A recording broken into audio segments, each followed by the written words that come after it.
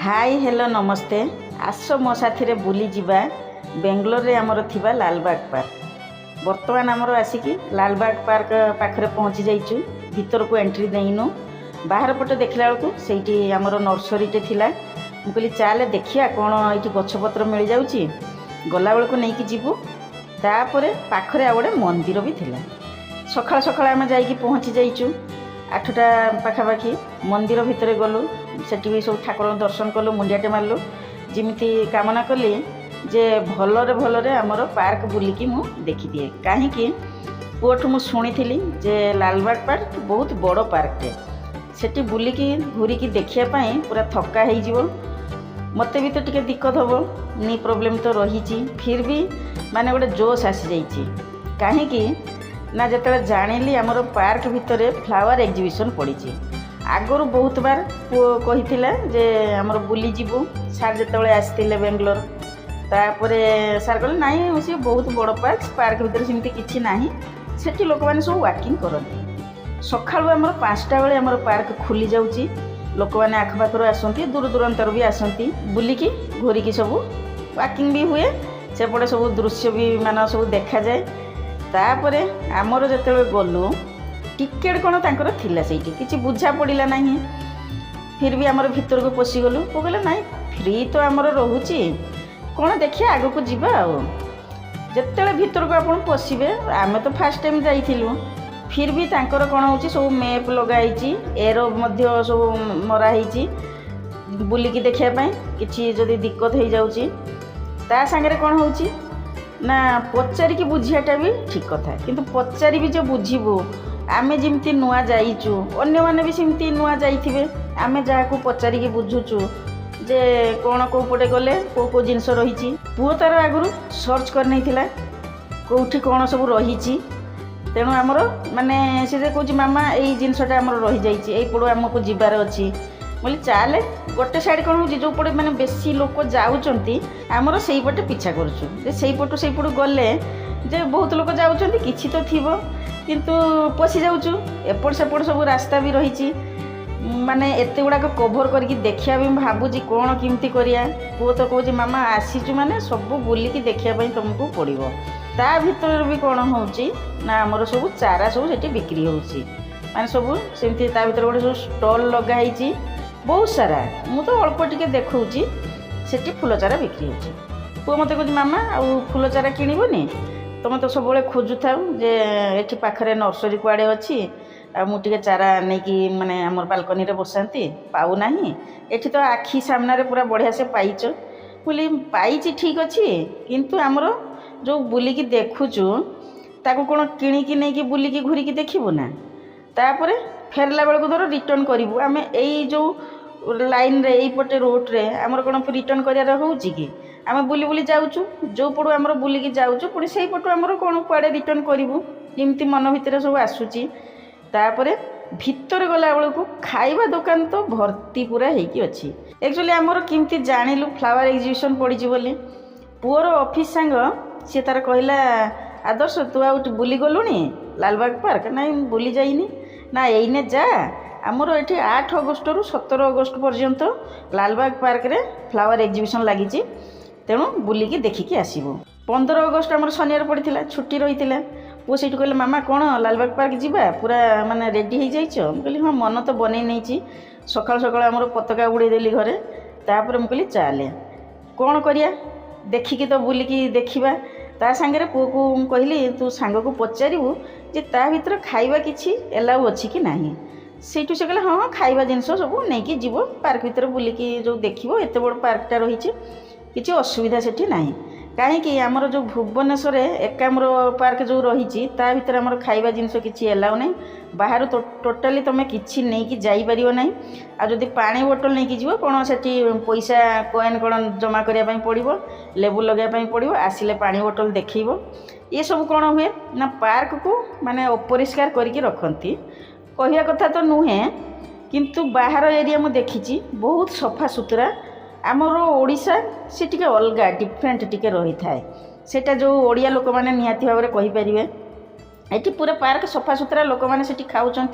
तापर आमर कौन कहूँ मु ट्राई कलर सब बनई ଆମର ଇଟଲି ବନା ହେଇଥିଲା, ଚକୁଳି ବନା ହେଇଥିଲା, ପୁରୀ ବନା ହେଇଥିଲା, ସେଇଗୁଡ଼ାକ ସବୁ ରଖିଦେଇଥିଲେ। ମୁଁ କହିଲି ସେଇଗୁଡ଼ାକ ତ ଅଛି, ସାଥିରେ ନେଇଯିବୁ, ଆମେ ସେଇଠି ଖାଇବୁ। କାଳେ ମିଳିବ ନ ମିଳିବ କିଛି ଡାଉଟ୍ ତ ମାନେ ଲାଗୁଥିଲା ଟିକେ। ଭିତରେ ଗଲାବେଳକୁ ଏତେ ସାରା ମାନେ ଖାଇବା ଜଳଖିଆ ଦୋକାନ ଅଛି ଯେ ପ୍ରତି ମାନେ ଛକ ପାଖରେ, ରାସ୍ତା ରୋଡ଼ ସାଇଡ଼ରେ ସବୁଆଡ଼େ ଲାଗିକି ରହିଛି। ଆମର ବୁଲିକି ଯେତେବେଳେ ଯାଉଛୁ, ପୁଅ କହୁଛି ମାମା ଏଇଠି ତ ଗୋଟେ ଲେକ୍ ଥିଲା, କାହିଁ ଲେକ୍ ତ କିଛି ଦେଖାଯାଉନି, ଆମେ କେଉଁ ପଟୁ ପଳେଇ ଆଇଲୁ କି? ସେଇଠି ଜଣେ ଲୋକଙ୍କୁ ପଚାରିଲି। ସେଇଠୁ ସେ କହିଲେ ଯେ ହଁ ଏଇପଟେ ଯାଆନ୍ତୁ, ଆପଣ ଆସିଯାଇଛନ୍ତି ଠିକ୍ ଜାଗାରେ, କିନ୍ତୁ ଆମର ଟିକେ ମାନେ ଡବଲ ଯିବା ପାଇଁ ପଡ଼ିବ, ଆଗକୁ ଗଲେ ଲେକ୍ଟି ପାଇବେ। ମୁଁ ମାନେ ସେ ଲୋକ କହିଲେ ମୁଁ ରେଗୁଲାର ଆସେ ଏଇଠି, ଆମର ପାଖରେ ଘର, ଆଉ ମୋତେ ପୁରା ଏରିଆ ସବୁ ଜଣାଅଛି। ସେଇଠୁ ସେ ଆମକୁ ସବୁ ଗାଇଡ଼ କରିଦେଲେ। ଭିଡ଼ିଓ କରିବା ପାଇଁ ତ ମାନେ ମୁଁ କଥାବାର୍ତ୍ତାରେ ରହିଗଲି, ଭିଡ଼ିଓଟି କରିପାରିଲିନି। ମନକୁ ପଛରେ ଆସିଲା ଯେ ଆମକୁ ତ ବହୁତ ସାରା ହେଲ୍ପ ବି କଲେ, ତାଙ୍କର ବି ଭିଡ଼ିଓ ନେଇଥିଲେ ଭଲ ହେଇଥାନ୍ତା। ତାପରେ ଆମର ଲେକ୍ ସାଇଡ଼୍ ଗଲୁ। ଲେକ୍ ସାଇଡ଼୍ ଗଲାବେଳକୁ ସେଠି ପୁରା ଉପରକୁ ସିଡ଼ି ଚଢ଼ିବା ପାଇଁ ମାନେ ଯିବା ପାଇଁ ପଡ଼ିବ। ସେତେବେଳକୁ ଆମର କିଛି ବାଟ ଚାଲିକି ଆସିଯାଇଥିଲୁ। ସକାଳ ବେଳେ ବୋଲି ଆମେ ମାନେ ବୁଲିକି ଠିକ୍ ଯେମିତି ଦେଖିପାରୁଛୁ, ଅଗଷ୍ଟ 15 ଉପଲକ୍ଷେ ସବୁ ପତାକା ବି ସେପଟେ ସବୁ ଉଡ଼େଇ ଉଡ଼େଇ ଚାଲିଛନ୍ତି। ଖାଲି ଏତିକ ନୁହେଁ, ଆହୁରି ବି ବହୁତ ସାରା ରହିଛି। ଲେକ୍ ସାଇଡ଼୍ ଗଲାବେଳକୁ ଭଲ ବି ଲାଗୁଛି। ତା ଭିତରେ କ'ଣ ହେଉଛି ନା ଆମର ହଂସ ପହଁରୁଛି। ହଂସ ସାଙ୍ଗରେ ଯଦି ବୋଟ୍ ଫୋଟ୍ କିଛି ପଡ଼ିଥାନ୍ତା କି କ'ଣ ସଜାସଜି ସେଇ ଲେକ୍ ଭିତରେ ବି ରଖିଥାନ୍ତେ, ସେଇଟା ବି ବଢ଼ିଆ ସେ ଲାଗନ୍ତା। ତାପରେ ପୁଅ କହିଲା ମାମା ଏଇଠି ଗୋଟେ ଝରଣା ବି ରହିଛି। ମୁଁ କହିଲି କେମିତି ଜାଣିଲୁ? ନା ମୁଁ ଜାଣିଛି, ସର୍ଚ୍ଚ କରିଥିଲି ନା, ଆଉ ସାଙ୍ଗମାନେ ବି ତାର କହିଛନ୍ତି ଯେ ଝରଣା ରହିଛି। କେଉଁଠି କାହିଁ କିଛି ଦେଖାଯାଉନି। ପୁଅ କହୁଛି ମାମା ସେଇଠି ଦେଖାଗଲାଣି, ମୋତେ ସେଇଟା ଝରଣା। ଆମେ ଦୁଇ ଜଣ ହସିକି ପୁରା ଲୋଟପଟ ହେଇଗଲୁ, ପୁଅର ମୋର। କ'ଣ ଏମିତି ମଜାକ କରୁଛୁ ମୋ ସାଥିରେ, କ'ଣ ମୋତେ ଭୁଆ ବୁଲଉଛୁ କି? ମୁଁ କ'ଣ କିଛି ଜାଣିନି, ମୋତେ ଝରଣା କହୁଛୁ। ତାପରେ ଦୂରରୁ ଦେଖିଲା ବେଳକୁ ସେଇଠି ମାନେ ଦେଖାଯାଉଛି ଯେ ଝରଣାର ପଏଣ୍ଟ ସେଇପଟେ ରହିଛି, ତାର ଗୋଟେ ଟାଇମ୍ ରହିଛି। ସେଇ ଟାଇମ୍ରେ ଯଦି ଆସୁଛନ୍ତି ତାହେଲେ ଆପଣ ଝରଣା ଦେଖିପାରିବେ। ଆକ୍ଚୁଆଲି ଆମର ସେଇଟା ତ ପ୍ରାକୃତିକ ଝରଣା ନୁହେଁ, କୃତ୍ରିମ ଝରଣା କରାଯାଇଛି। ଫିର୍ ବି ପୁଅର ମୋର କହିଥିଲୁ ଏଇଟା ଗୋଟେ କାହିଁକି ଟାଇମିଂ ରଖିଲେ? ସେଇଠି ତ ଆଗରେ ତ ପାଣି ରହିଛି, ଉପରେ ତ ତାଙ୍କର ମଟର ଲଗାଇଦେବେ, ଝରଣା ତ ବହି ଚାଲିଥିବ, ଆମେ ଦେଖି ଚାଲିଥିବୁ। ପୁଅ କହୁଛି କ'ଣ ସେମିତି କ'ଣ ହେଇପାରିବ କି? ବିଲ୍ କ'ଣ ତାର ଆସିବନି? ତା ସାଥିରେ ଆହୁରି କ'ଣ ହେଲା ନା ଏଇଠି ଗୋଟେ ପଦ୍ମ ପୋଖରୀ ରହିଥିଲା। ପଦ୍ମ ପୋଖରୀ କାହିଁ? ଦେଖିଲା ବେଳକୁ କିଛି ପଦ୍ମ ନାହିଁ। ମୁଁ କହିଲି ଏଇଟା ପଦ୍ମ ପୋଖରୀ ନା ଆଉ କୁଆଡ଼େ ରହିଛି? ସେଟା ବି ଆମକୁ ଜଣା ନଥିଲା। କେମିତି ବା ଜାଣିବୁ? ମାନେ ଆମର ସର୍ଚ୍ଚ ତ କରିଦେଇଛୁ କେଉଁ ସାଇଡ଼୍ରେ କ'ଣ ଅଛି, ଏପଟେ ତ ଏମିତି ଅଛି, ହୁଏତ ଆଉ କୁଆଡ଼େ କେଉଁ ପଟେ ଆମର ପଦ୍ମ ପୋଖରୀ ରହିଥିବ। ଫିର୍ ବି ମୁଁ ଯେଉଁ ପଟେ ଆମର ଯାଇଛୁ ସେଇପଟେ ଭଲସେ ମୁଁ ପୁରା କ୍ୟାମେରା ବୁଲେଇଛି। କାହିଁକି? ପୁଅ କହିଲା ମାମା ଯଦି ଆମେ ଏବେ ଆସୁଛୁ, ଅନ୍ୟମାନେ ତ ଦେଖିବେ ଭିଡ଼ିଓ, ପୁଣି ତୁମେ ଯେତେବେଳେ ନେକ୍ସଟ ଟାଇମ୍ ଆସିବ ସେ ସବୁ ଜାଣିଗଲ ନା, ଆଗକୁ ଆସିବ। ମାନେ ହଁ ନିଶ୍ଚୟ ଆସିବି ନା, ଏତିକ ବୁଲିକି ଦେଖିପାରିବ, ମାନେ ଗୋଟେ ଆଗ୍ରହ ଆସିଗଲା। ମୁଁ କହିଲି ବୁଲିକି ତ ଦେଖିପାରିବିନି, ଲୋକମାନଙ୍କ ପାଖରୁ ମାନେ ଏମିତି କୁହାକୁ ହେଉଥିଲି, ଶୁଣୁଥିଲି ଯେ ଆମର ଯେଉଁ ଏଇଠି ଲାଲବାଗ ପାର୍କରେ ଫ୍ଲାୱାର ଏକ୍ଜିବିସନ୍ ବର୍ଷରେ 2 ଥର ହୁଏ। ଏବେ ତ ଜାଣିଗଲୁ ଅଗଷ୍ଟରେ ହେଉଛି ଫ୍ଲାୱାର ଏକ୍ଜିବିସନ୍, ମାନେ ମନ ଦେଇକି ରହିଥିବୁ, ଯଦି ଆଗ ବର୍ଷକୁ ରହିବୁ ତାହେଲେ ଆସିବୁ।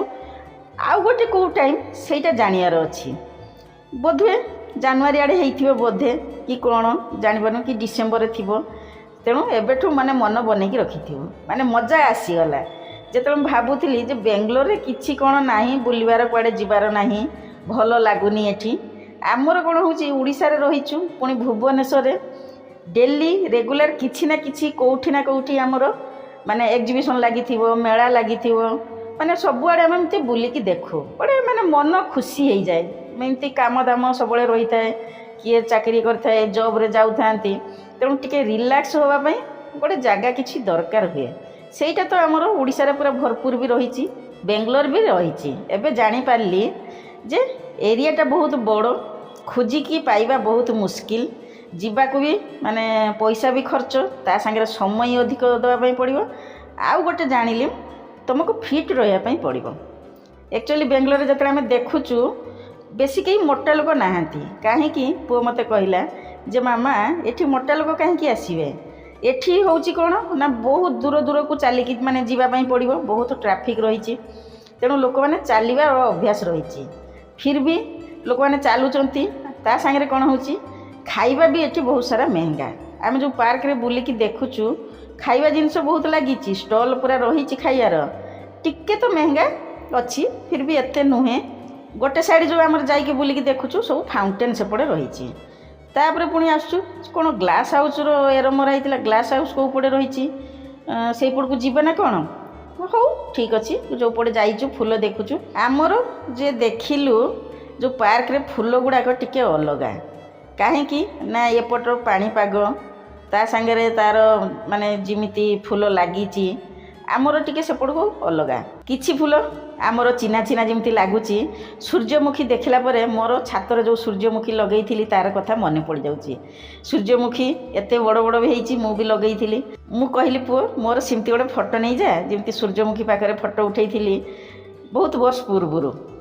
ତା ସାଙ୍ଗରେ ଏଇ ଯେଉଁ ପ୍ରଜାପତ୍ରିଆ ଫୁଲ ଇଏ ବି ବହୁତ ସାରା ଆମେ ଲଗେଇଥାଉ। ଏଠି ବି ଯାହା ହଉ ମାନେ ଗୋଟେ ଚିହ୍ନା ଚିହ୍ନା ଫୁଲ ବି ଦେଖିଲା ବେଳକୁ ମନ ଖୁସି ହେଇଯାଉଛି। କାହିଁକି ନା ମୁଁ ତ ଟିକେ ଗଛପତ୍ର ଲଗାଇ ଆପଣମାନେ ଜାଣିଛନ୍ତି। ତା ସାଙ୍ଗରେ ଗଛର ପ୍ରିୟ ଫୁଲ ତ ମୋର ସବୁଠୁ ମାନେ ଫେଭରେଟ୍। ଫୁଲ ଏତେ ପସନ୍ଦ, ଏଇନେ ସିନା ଧୀରେ ଧୀରେ ମୁଁ ଟିକେ ଚାଷ ଆଡ଼କୁ ମନ ନେଇଥିଲି, ନହେଲେ ସବୁବେଳେ ମୁଁ ଫୁଲ ଗଛ ଲଗାଉଥାଏ। ଭେରାଇଟି ଫୁଲ ମୋର ରହିଛି। ଗୋଟେ ମାନେ ଯେମିତି ନିଶ୍ୱାସ ଯେତେବେଳେ ଆମେ ଛାଡ଼ୁଛୁ, ବାତାବରଣ ଏତେ ଶୁଦ୍ଧ, ମାନେ ଆଉ ବାସ୍ନା, ମାନେ ଚାରିଆଡ଼େ ଭେରାଇଟି ପ୍ରକାର ମହମ ସବୁ ବାସି ଯାଉଛି। ତାପରେ ଆମର ଯାଇକି ପହଞ୍ଚିଗଲୁ ମାନେ ମଝିରେ ସର୍କଲ ପାଖରେ, ଯେଉଁଠି ଆମର ଘୋଡ଼ା ଉପରେ ବସିଛନ୍ତି ରାଜା। ଏଠି ଯେଉଁ ପାର୍କଟା, ଏଇଟା ଲାଲବାଗ ପାର୍କ। ଏଇଟା ଜଣେ ମହାରାଜାଙ୍କର ବୋଧେ ପାର୍କ। ତା ବିଷୟରେ ଆପଣ କିଛି ସର୍ଚ୍ଚ କରିବେ। ପୁଅ ତ ସର୍ଚ୍ଚ କରିଛି, ମୋର ସେମିତି କିଛି ମନେ ରହିଲା ନାହିଁ। ନେକ୍ସଟ ଯେତେବେଳେ ଆମର ଭିଡ଼ିଓ ଆସିବ, ଏଇଟା ତ ଗୋଟେ ଫାଷ୍ଟ ଭିଡ଼ିଓ ଛାଡ଼ିଲି ଲଙ୍ଗରେ, ସର୍ଟରେ ପୂର୍ବରୁ ଭିଡ଼ିଓ ବି ସବୁ ଛାଡ଼ି ସାରିଛି। ଆଗକୁ ବି ମଧ୍ୟ ସର୍ଟରେ ଭିଡ଼ିଓ ଆସିବ। ଲଙ୍ଗ ବି ଏଇଟା ଫାଷ୍ଟ ପାର୍ଟ ରହିଗଲା, ସେକେଣ୍ଡ ପାର୍ଟ ଆସିବ। କାହିଁକି ମାନେ ଆମେ ବହୁତ ସାରା କଭର କରିଛୁ, ବହୁତ ବଡ଼ ଭିଡ଼ିଓ ହେଇଯାଉଛି। ପୁଣି ଆମର ଗ୍ଲାସ୍ ହାଉସ୍ ରହିଛି, ଫ୍ଲାୱାର ଏକ୍ଜିବିସନ୍ ରହିଛି। ଆପଣମାନେ ମୋ ସାଥିରେ ବନି ରହିଲେ ସବୁ କିଛି ଜାଣିପାରିବେ। ନହେଲେ ଯଦି ଏଇଟା ଦେଖିକି ଛାଡ଼ିଦେଲେ ଆଗକୁ କ'ଣ କେମିତି ଜାଣିପାରିବେନି। ଏକ୍ଜିବିସନ୍ ଆମର ସରିଗଲାଣି, ଫିର୍ ବି ଭିଡ଼ିଓ ଆପଣ ଦେଖିବେ, ଜାଣିବେ। ନେକ୍ସଟ ଇୟର୍ ଆସିବେ ଯଦି ବେଙ୍ଗଲୋରରେ ରହୁଛନ୍ତି।